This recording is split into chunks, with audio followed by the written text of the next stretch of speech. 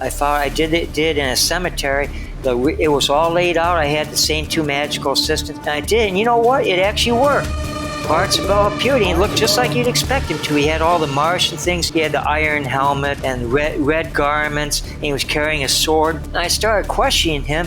And you know what? In the middle of this thing, I was saying, this is not right. This thing is behaving like a stereotype. This is not right.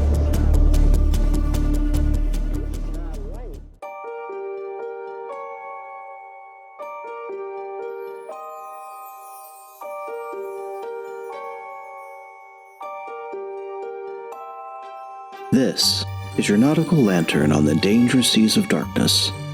Let's push off from the placid shore of the status quo and explore what's beyond the horizon. I am your host, BT, and this is Truth and Shadow, your podcast of the supernatural.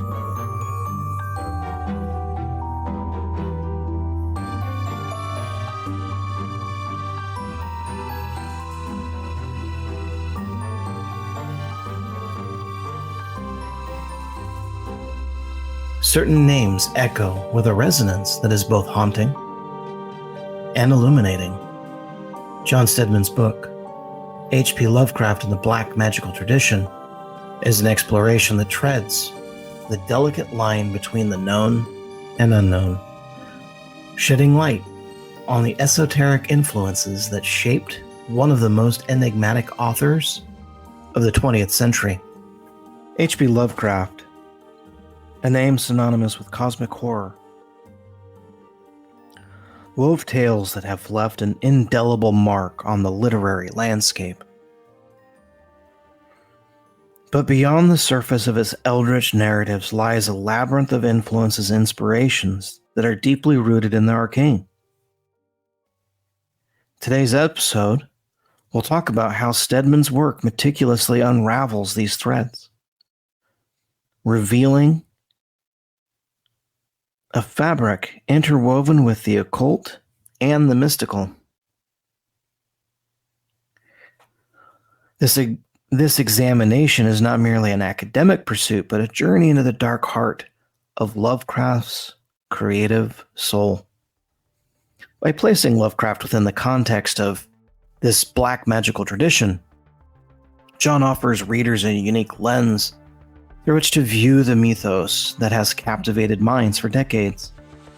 And this book is a testament to the enduring power of the unseen, the whispers of forgotten rituals, and the shadows that lurk just beyond the reach of our understanding.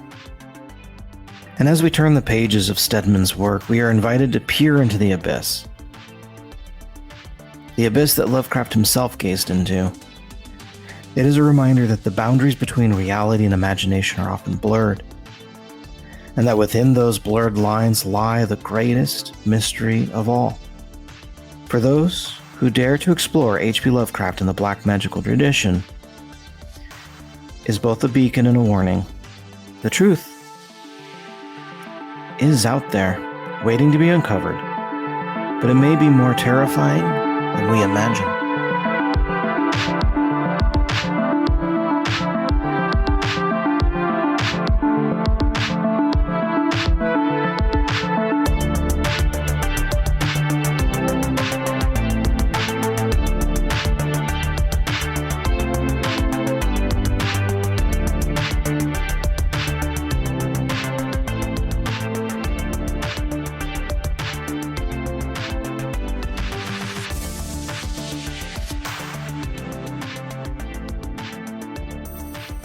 In the depths of cosmic lore, where eldritch wizards and arcane secrets, emerges a luminary figure whose name resonates through the ages.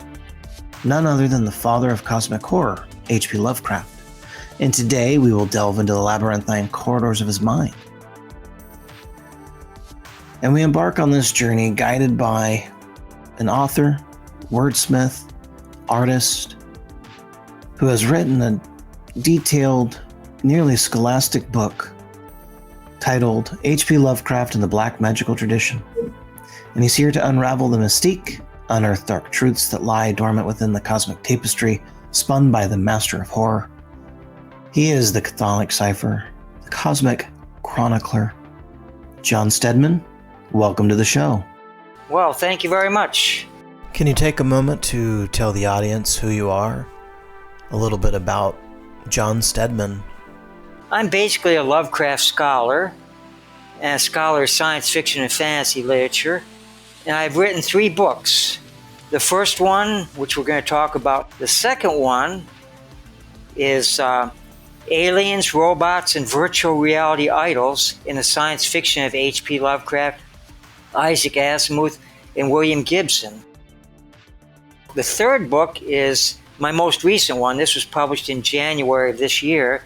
And I wanted to study Lovecraft's racism because it's been a big issue for a long time. So I delved into it. It's called The Horror as Racism in H.P. Lovecraft, White Fragility and the Weird Tales.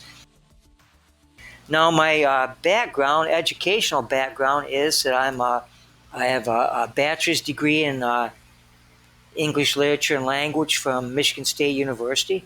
I have a master's degree in English Languages and Literature from University of Virginia.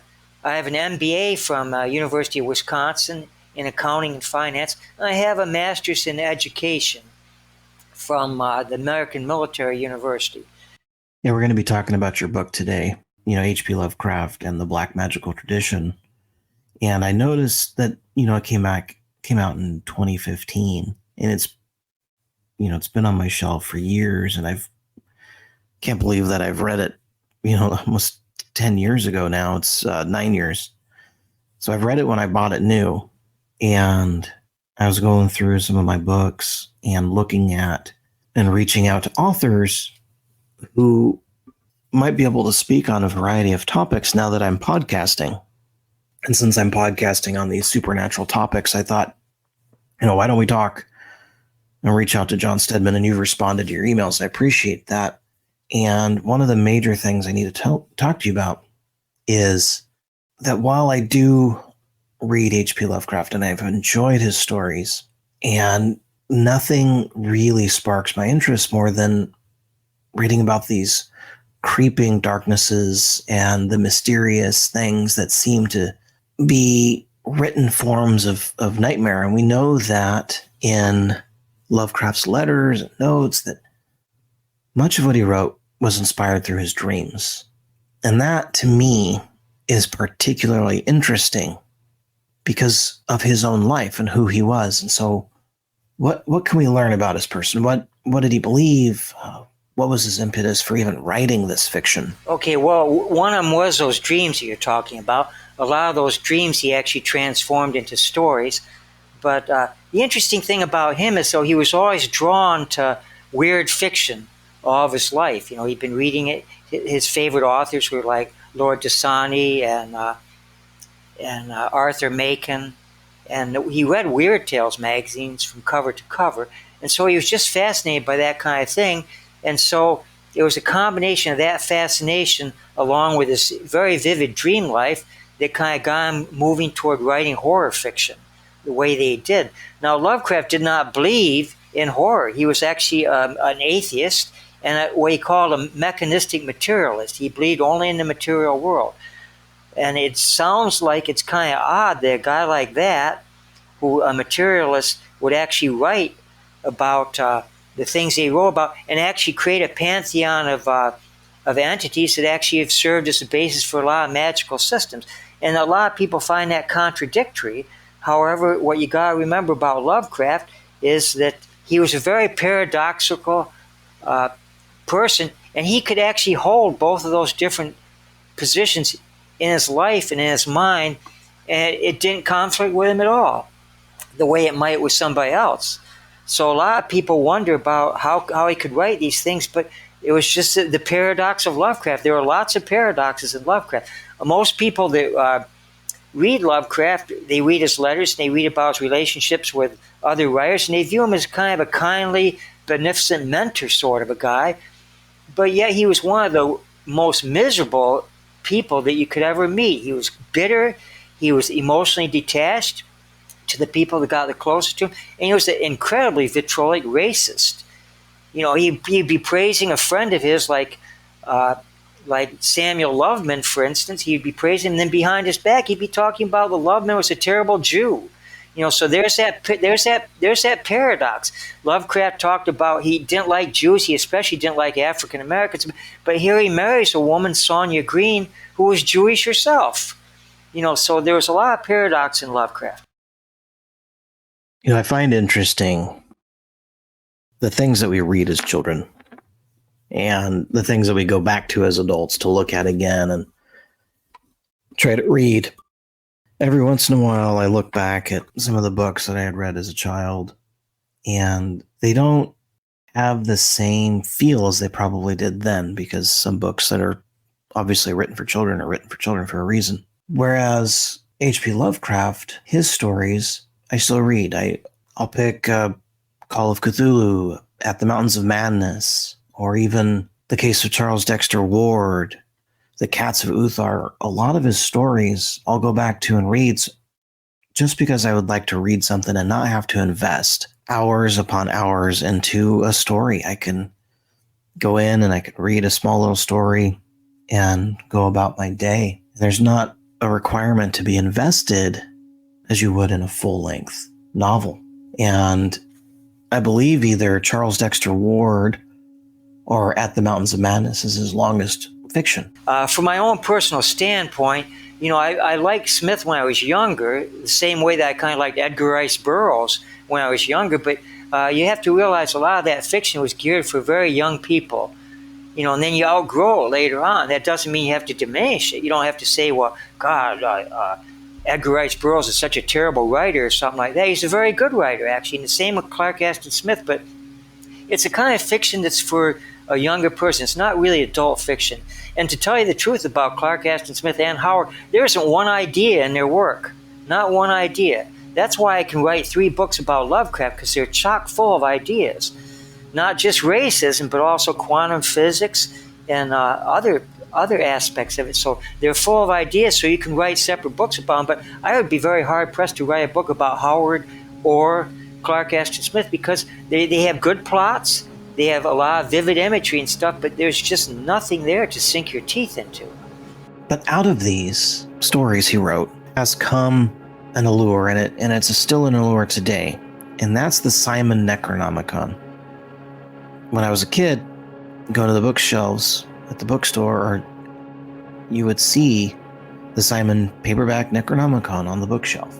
It grew in popularity, most likely because of some kind of taboo associated with it.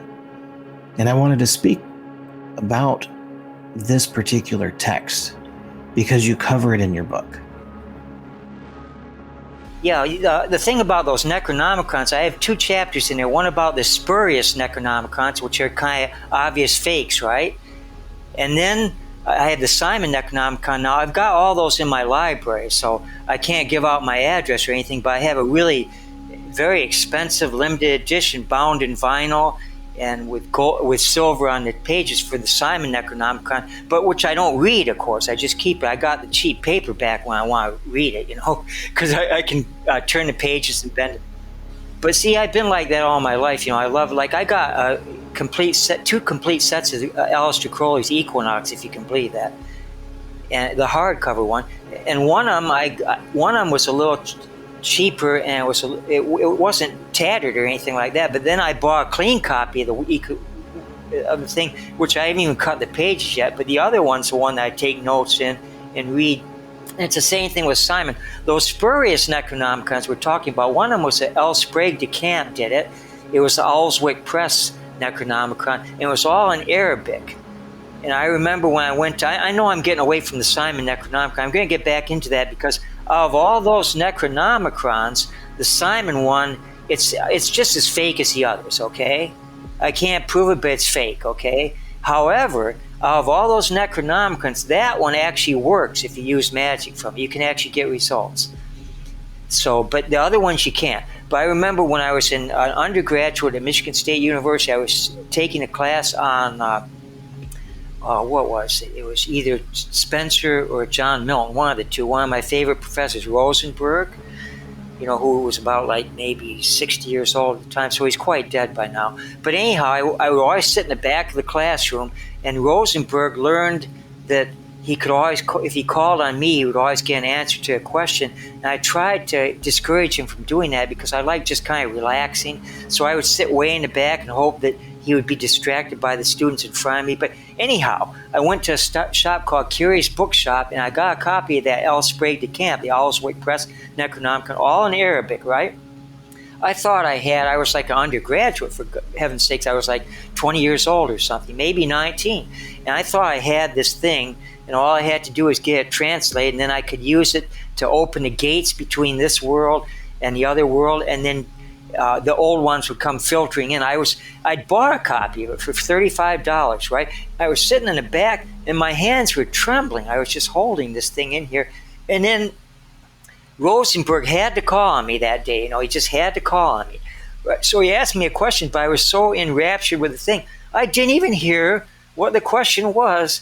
And so I just answered some kind of nonsense. I don't even know what I said to him, but it must have not been the right answer, because he looked at me for a minute and his face crumbled, because I was a star, that I could answer all the questions. But that day I wasn't answering the question. And he had a crumpled look on his face, and then he picked somebody else to answer. But my hands were trembling. I found out later, of course, that all that DeCamp did was he just copied like maybe about 10 pages of some fake kind of Arabic, and then just kept duplicating it throughout the whole book. And then toward the end, he copied it where it looked like the person that was writing it was writing the Arabic in a real rushed way. And the justification for that was that Al-Hazred wrote, of course, Abdul Al-Hazred, and he knew he was going to be killed, and so he had to get it written down before he was killed, and stuff. So I believed all that nonsense, and I found out later, but it's still a treasured part of my library. But you can't do anything with that book. It's all fake and stuff. And the Satanic Bible's always in print too. So those were real influential when I was in high school, by the way, to me, because Anton LaVey, of course, used some Lovecraftian rituals. He has a chapter called The Metaphysics of Lovecraft, and he's got 2 really good rituals. But the Simon book, we're getting back to the Simon book here. I've got a copy of my thing too, but I go into very great detail. By the way, if people want to read my book, this is really a definitive book on Lovecraft and black magic. I cover everything in this book. And I cover completely his influence on these other black magical systems, so it's worth it for just the amount of information. The Simon Necronomicon actually works. But anyhow, what I did from the Simon Necronomicon, remember the Watcher? Do you remember what the Watcher was?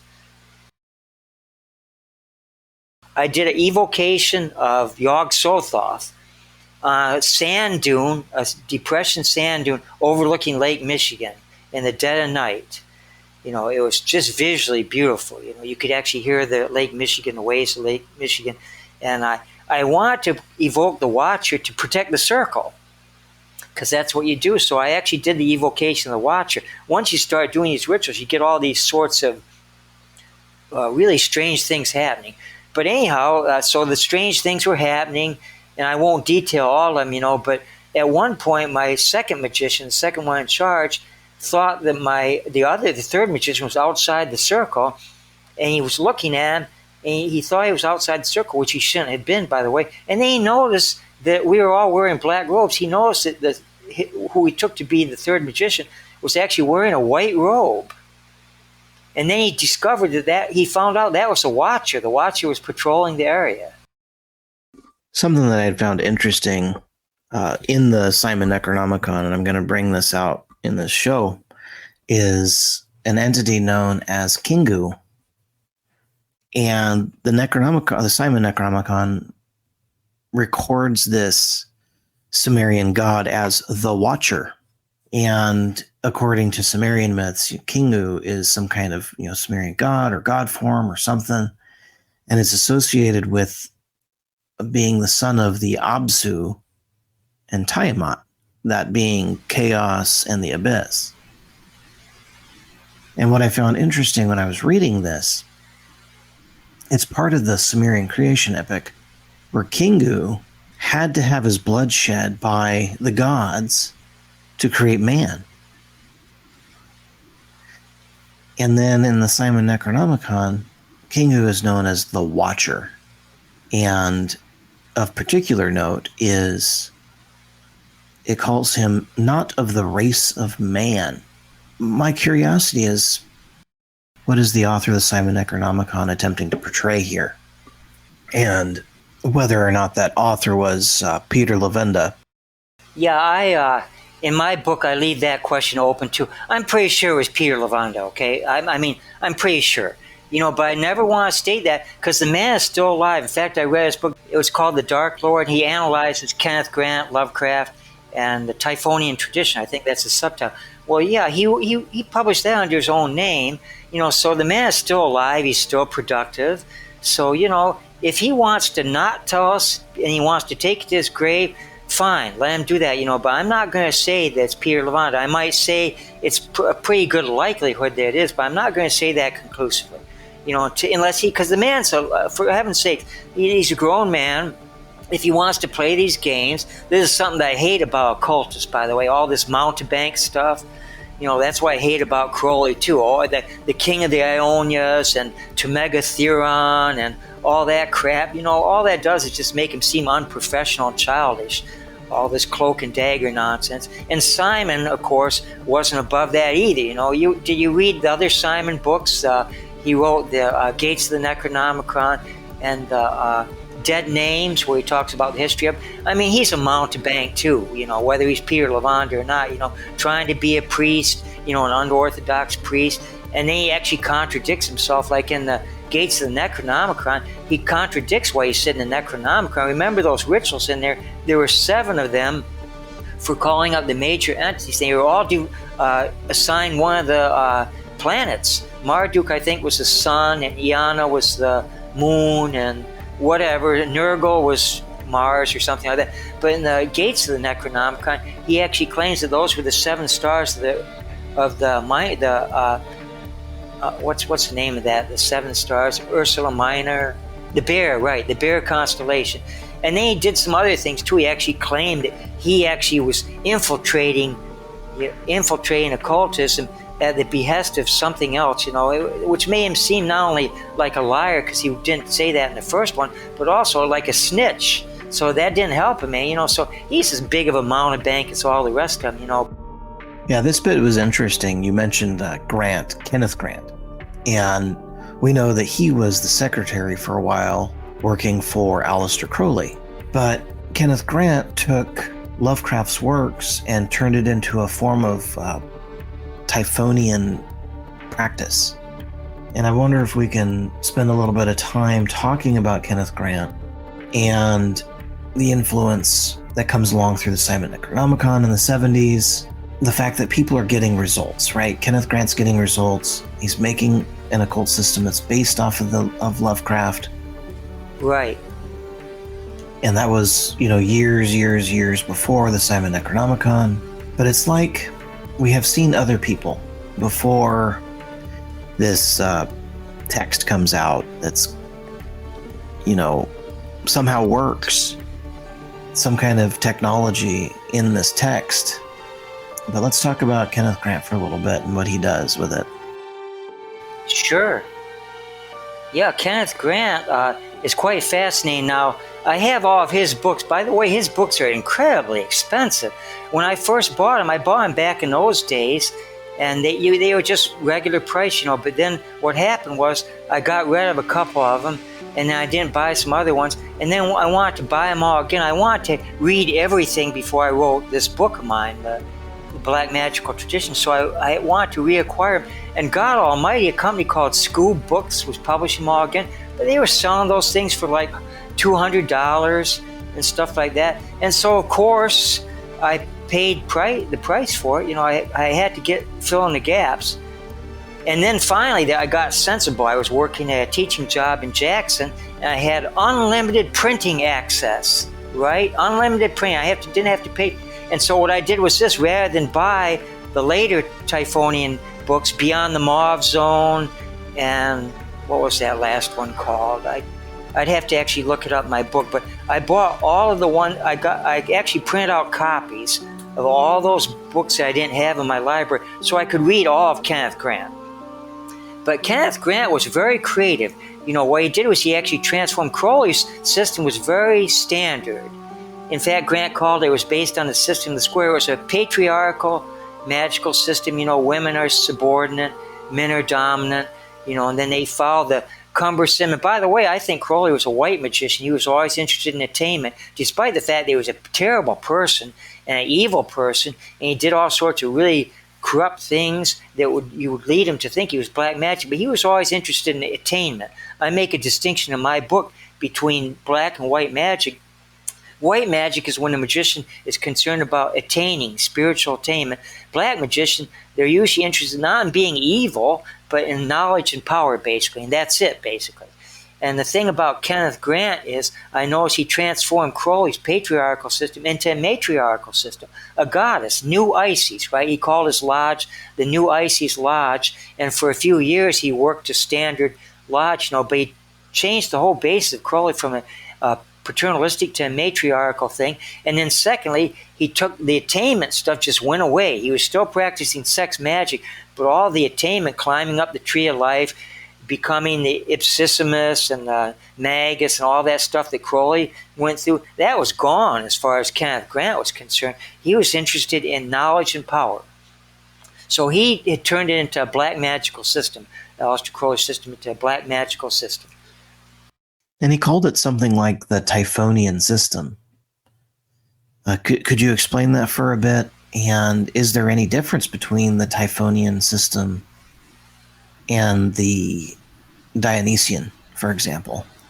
Well, the Typhonian actually is Dionysian, because Dionysian is is matriarchal too. In fact, those gods like Dionysius, a lot of those gods are kind of transgendered gods too. They're half male, half female. Like the image, you remember Eliphas Levi's famous picture of the Baphomet? It has a woman's breast, but it has also, so that's half man, half woman. You'll notice that Lovecraft's got Shub-Niggurath, which is a female entity too, but it's also got very masculine qualities, so that's kind of a transgender god too. So Typhon and Dionysius and stuff are all kind of connected. They all represent chaos. They all represent the darker side, and they're always associated with evil. They're always concerned with femininity. And the woman was always considered evil, by the way, right? It was always the left-hand side, and then the male was always the right-hand side. Like on the Tree of Life, you got like on one side you got Chesed over there, which is male, and then you got Bina over on the other side of the Tree of Life, the third one, and that was female. And I'm saying it from looking at the tree, so that would be the left side, Chesed's on the right side. And Bina is always associated with the Dionysian aspects. So in Christianity, there is no feminine thing, but what he did was he subverted the whole Crowley thing and turned it into a Dionysian religion with chaos. And then Typhon was just simply one of the Dionysian gods, the dark god Typhon. I believe it's a Greek god. I have to look it up, but it symbolizes something like the god Set in the Church of Saint, where it's actually devours the light, devours the light. So Set devours like Horus, and Ra-Hoor-Kyu is a light god, and then the other one is Set. And so you've got Typhon. Typhon is actually like a big watery kind of a thing too. I always picture him as like a big watery thing, like a Leviathan. And you'll remember from Anton LaVey that he had Crown Prince. LaVey actually followed. He influenced me tremendously, like in 1970 and 71 too, because that was when he came out with the Satanic Rituals, which were written by Michael Aquino, not LaVey, but that followed up the Satanic Bible. And that one, he had Lovecraft rituals in there too, but he had on the basis of like a matriarchal kind of a system too. So both him and Grant had done that. And I was very strongly influenced by both of those people when I was in high school. Did that actually clarify, or did it make it even more obscure? Yeah, when you research basically I'm going to call them gods, the gods like small g gods, and throughout cultures, there's a lot of similarities between them, be it Roman, Greek, Sumerian, Egyptian, there's a lot of these similarities between them, but they all have individualities that they imply that they're not actually the same being, that they really are hundreds, thousands, tens of thousands of individual entities out there.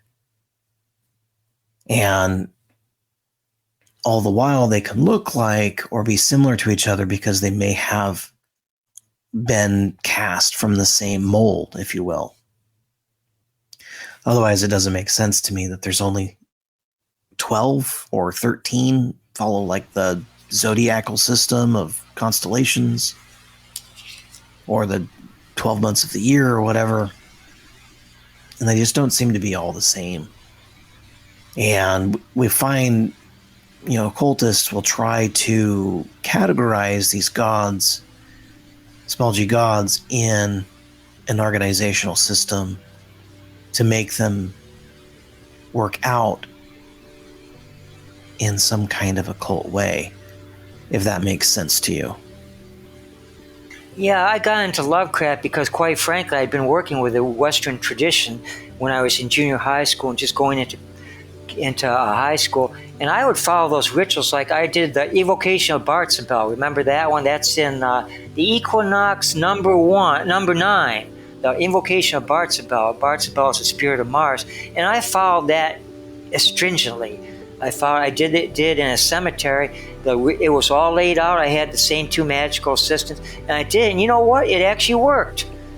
In the circle, in the triangle, actually, Bartzabel appeared, and he looked just like you'd expect him to. He had all the Martian things, in 777. He had the iron helmet and red garments, and he was carrying a sword. And I started questioning him, and you know what? In the middle of this thing, I was saying, this is not right. This thing is behaving like a stereotype. And I was saying, have I actually conjured something just out of my mind based on how I created? Did I just create this in my mind? Because it didn't seem to have any individuality at all, but the ritual worked, right? But I wasn't learning anything new from it. And after I did several rituals like that, I realized that I needed rituals that would actually make me question whether it came out of my mind or whether it had an ontological reality apart from my mind. And so that's how I got into Lovecraft. And then when I started doing actual evocations and invocations of Lovecraftian entities, all of which I wrote myself, by the way, I was inspired by some of the sources we've been talking about, but I wrote them all myself. And I discovered that I would have effects where I could not determine whether it come out of my mind or whether it was actually something out there, something different than me. And that satisfied me, because that's what I thought magic should really do. It should get me in that kind of situation. Did you work with it yourself? You said you were in Lovecraft, you were into magic. Did you conjure the great old ones, any of them? Yeah, we've spoken before about how I had a past in esotericism and deep ritualistic occult. And I don't believe for a moment that whatever I had worked with or what I had stumbled upon to kind of figure out what to do in this particular instance with the entity that seemed to have interacted with me. But whatever it was that I had figured out what to do was basically trial and error. And there was a relationship, an obvious relationship with this entity appeared. That when it first manifested itself, it appeared kind of like the way a daydream does. I'm here, but I'm kind of seeing it. I don't know, the way steam rises from wet pavement, for example. But it wasn't like I could see it really with my eyes, but I could. The mind can play tricks on us, of course. Well, I had results. Like I actually saw the Watcher. One time I was really scared. I went out in the kitchen, and it was dark out there, and I opened the refrigerator to get a bottle of Coke, right? And then I happened to look behind me. There was a window behind me, and I saw my reflection, but it was actually the reflection of the Watcher. And the Watcher was bald. He looked kind of like the character in Nosferatu, that bald, rat-like creature, the vampire. He looked kind of like that, but he was wearing a white robe. But I saw a lot of things. I'd get sucked into these experiences. So I left magic, and I would have record them all too. But the reason why I gave it up is for a combination of number. First of all, I was still questioning. I was starting to realize, well, this stuff could be part of your mind. And then I was looking at it saying, this doesn't do anybody any good. People that devoted their life to, like Crowley, didn't do him any good. he was one of the most unlucky persons you ever encountered. He blew his fortune. He couldn't make any money. He couldn't barely take care of himself. He had to live off those women. And then secondly, he died a drug addict. He was taking like so many grams of heroin a day. And he was supposedly claimed that he'd gone up the tree of life all the way to the top. What a bunch of crap is that? A guy that went up all the way can't even take care of himself. He can't overcome heroin and stuff like that. Has to live off women and stuff. He was a horrible person. He gave birth to children and then he wouldn't take care of them and stuff. And he was just a terrible person. And I was saying, and he was the greatest magician of the 20th century. I was saying, what's the point of doing this stuff? You know, and then there are people like that you talk about that commit suicide or they have mental problems and stuff. Is it really worth it, you know, to pursue this stuff for that? And you can't even determine if you're driving yourself insane or if there's something to it. And it doesn't matter, ultimately, whether you're being driven insane or to suicide by something that really is outside of you that wants to ensure your perdition like you believe that the force we're doing, or whether it's actually something inside yourself that also wants to accomplish the same thing. Doesn't matter who's doing it. The end result is the same. You're going to kill yourself. You're going to go insane and stuff. So I just stopped. I said, this is silly stuff. And so I just stopped doing it for that reason. I never felt like I was going to be suicidal, but it seemed like a big waste of time. If the greatest magician of the 20th century can't get his life together and actually show that he's actually climbed the tree of life. And God knows I'm not that great of a magician. I'm done. I'm done at that point. So that's why I left it. Not because I was afraid of committing suicide, but afraid of wasting my time. And the Catholic religion is a strong religion. That's been around for a long time. They got their ritual too. They've got their the body and blood of Christ. That's ritual. And you're drinking, that's all positive. You're drinking the body and blood of Christ to perfect yourself. And you don't have to get down the dirt. You don't have to deal with watchers. You don't ever feel suicidal. You feel good about yourself. And it helps people, those people that go. And it's got, everything's in there too. Like, yeah, they don't have the maternal thing, but they got the Virgin Mary. And that, people go and they put novenas down there. That's the feminine part right there. You don't need to have Typhon or, Set or any of that junk like that. You got the Virgin Mary, and she's positive. Old ladies go in there and they light novenas to the Virgin Mary. They pray to her and stuff. There isn't one negative thing about the Catholic religion. And it's got all the ritual that you could possibly want. Yeah, especially you go to those Greek Orthodox ones where they actually do the Roman Catholic rituals in the original Latin. That should satisfy anybody's desire for ritual. But basically, I didn't have a positive experience at the end result of what I was dealing with during the times that I was a practicing esotericist, magician, if you will. My experiences weren't positive. They didn't end well. And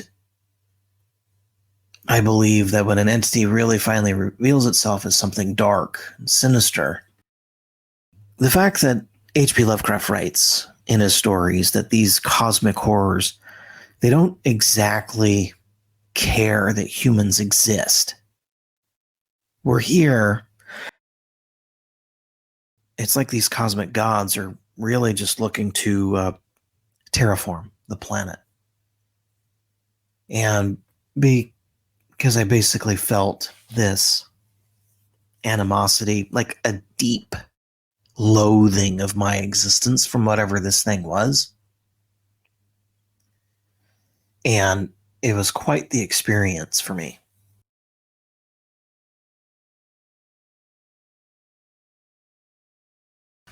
You made the right choice. But you're a Catholic now, and you got a thing called truth and shadow. So you just kind of keep your hand into this kind of stuff, but not too far in? No. I mean, the goal here is to bring information and to talk about this transgressive stuff, this things that are, on the other side of the veil, and introduce it to people who may not come across it in the regular sense. They may hear of these things in whispers or, I don't know, closeted conversations. But, Truth and Shadow is a safe place, right? It's a safe place for me to discuss, and the intention is to basically have these discussions with people, interview them, if you will, conversationally, to further things that I'm researching personally, and allow the audience to listen in on the development of research, as opposed to shows that are designed to bring entertainment. That's not what this is. We need to really define what the occult world is, the esoteric world is, and how to remove these stereotypical satanic panic views that had occurred.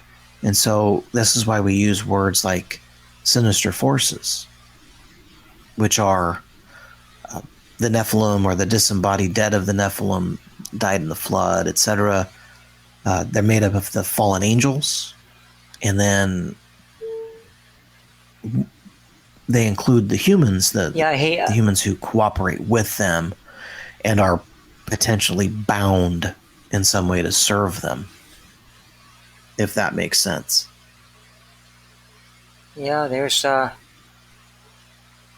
well, I don't want to sound cliche, people always say when you fool around with the occult, you're taking a big risk. That's real cliche and stuff like that, but I suppose you should if you're strong-willed, you'll be fine, but I think you can be more productive putting your energies elsewhere rather than in actually doing these rituals. But you can't tell anybody that. Like, if anybody's listening right now and they say, "Oh, the Watcher, that's cool," you can't stop somebody like that from going and performing these rituals, which is probably why the Simon Necronomicon is selling so well in paperback. But, when you get older a little bit, hopefully you're strong-willed enough so you can kind of put it behind you. Or not, if you want to go the limit, but I always look at the result. But see, this is the interesting thing, right? So Crowley dies in 47. Kenneth Grant begins his own magical system. The Simon Necronomicon is around.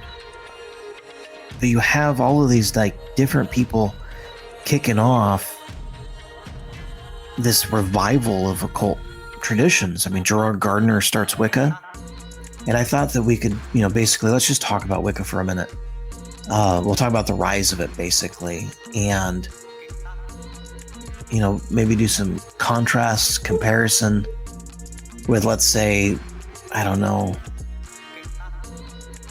the Typhonian system, occultism, Lovecraft, witchcraft. See what, we can draw out from both of these things. Yeah, well, my knowledge is just a classical witchcraft. I don't know anything about the more... in my book, I deal with Gerald Gardner, of course, and then Alex Sanders, and I talk about Janet and Stuart Farr, and their book, The Witch's Bible, is what I relied on mainly to get the information. But I view Wicca as actually a religion. And you notice in my book, I also view the voodoo cults as being a religion also, because they're more than just people out there in circles conjuring and stuff like that. They got an ethical system. They got all the other factors that religions have. They have support for it's a kind of a group kind of a thing, and then they do have the reason why I put them in the black magic, though, primarily it's still knowledge and power, so you don't really achieve perfection the way like the Golden Dawn would be, or the OTO or something like that, but you do become better. You become more spiritualized by your practice and by your constant interactions with the goddesses, the triple goddess and the horn god, of course.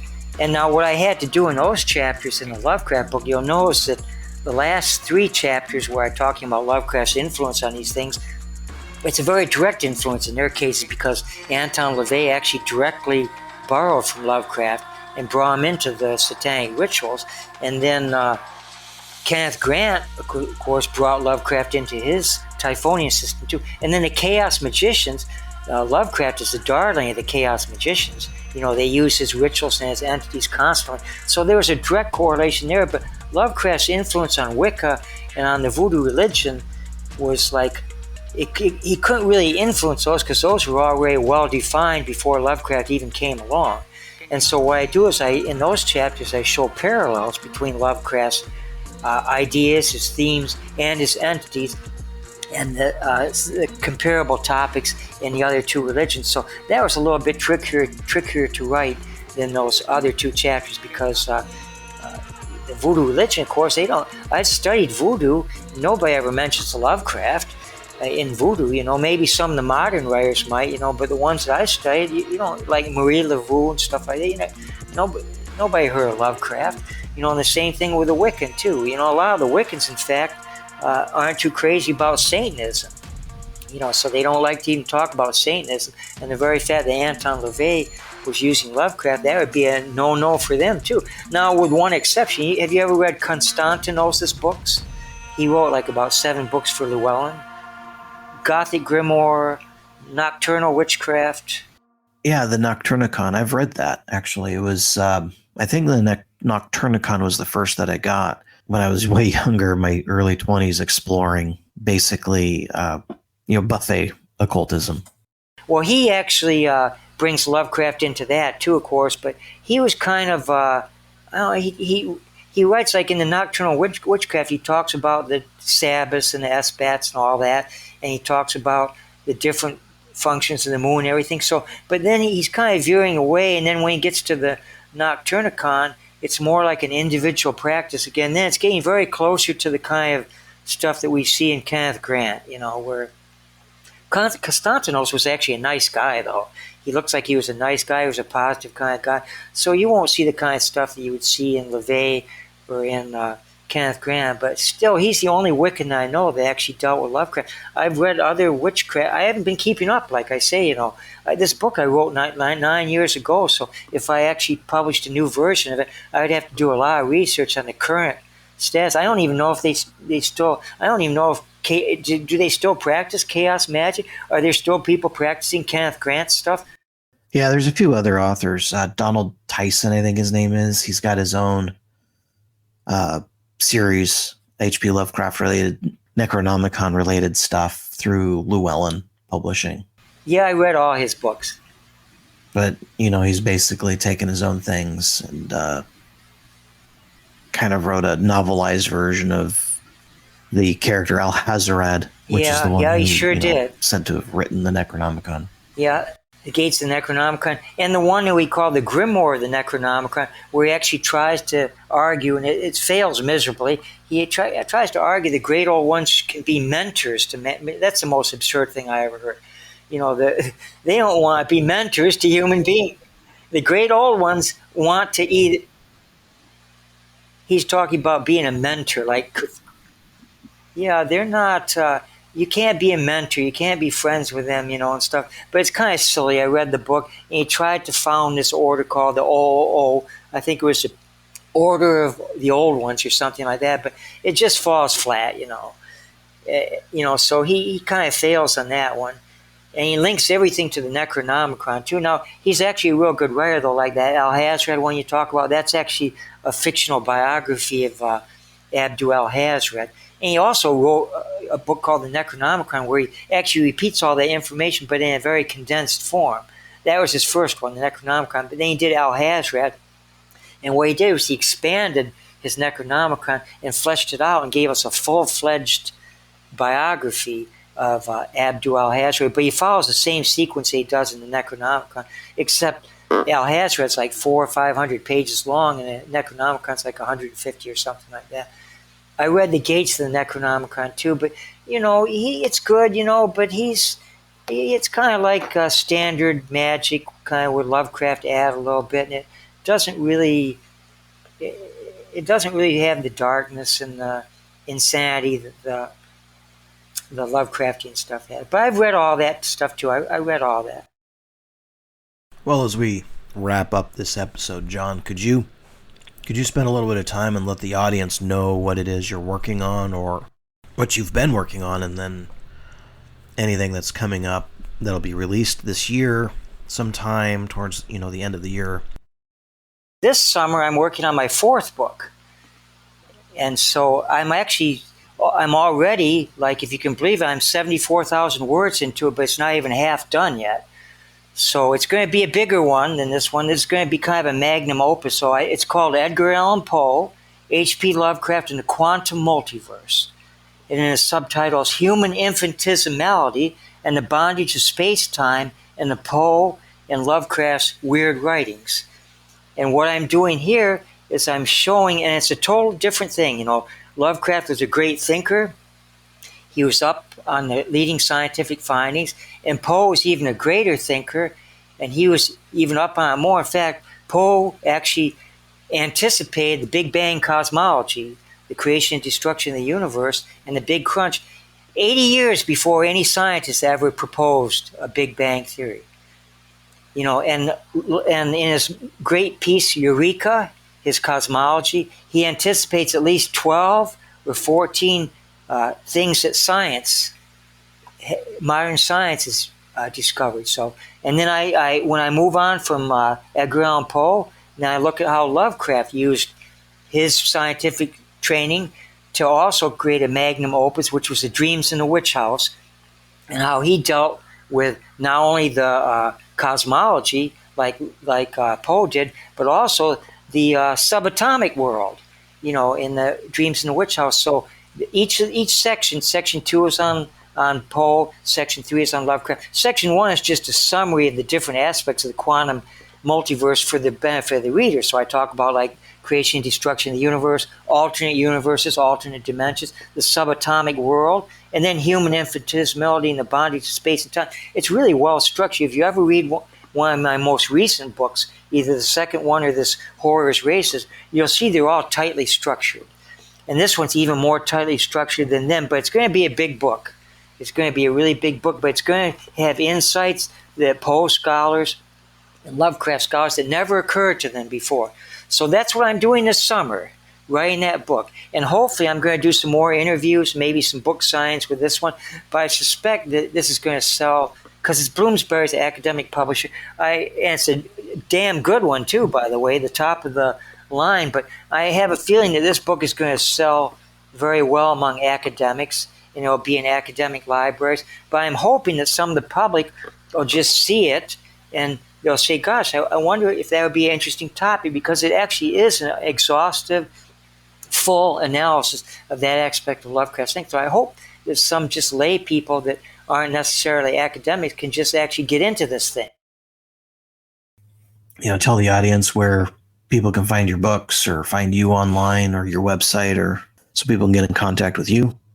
I have a website, but all you have to do is go on the Google line and type John and then space L, then space Steadman. Don't just type John Steadman, because there's an old actor named John Steadman who's in like about 50 movies. You'll get him, but if you put the L in there, it'll go right to, I have a knowledge panel, so when they type that, I've been given a knowledge panel by Google, and it's all set up, you know, so you go to that, and then it'll have all my books. You can go to each of the books here. You can go on my website. There's a link to johnlsteadman.com, but I don't sell anything on my website. What I do is I put all my books there, and then I do links to where it's, because it's available all over the place. And so I have links there, and then I put down any of the interviews. So all my interviews, all my book signs, all that's in there too. And then access to my blog too. So if you go on my blog, I post every couple weeks or so something new on my blog. Most of it I'm promoting this third book, so you'll find a lot of discussion about that. And you can go on my website if you want, but you know, you can find all that stuff, just John L. Steadman. And then there's just a big list, and then you click on one of my books, and then you get another big list. So you'll have more information you could possibly want about me. Well, I really appreciate your time, and I'm thankful that you came onto the show and we had this conversation. Okay, and I'll keep an eye out for this when you get it posted sometime in July, but I'm very, very busy and having a great time. I'm living my dream. My dream was to be an author, and here I've got 3 books and a little literary reputation, so I've achieved my dream in the last 10 years or so, and I'm very happy about that. There's many, many more things to come. And I look forward to talking to you again sometime. Okay, all right.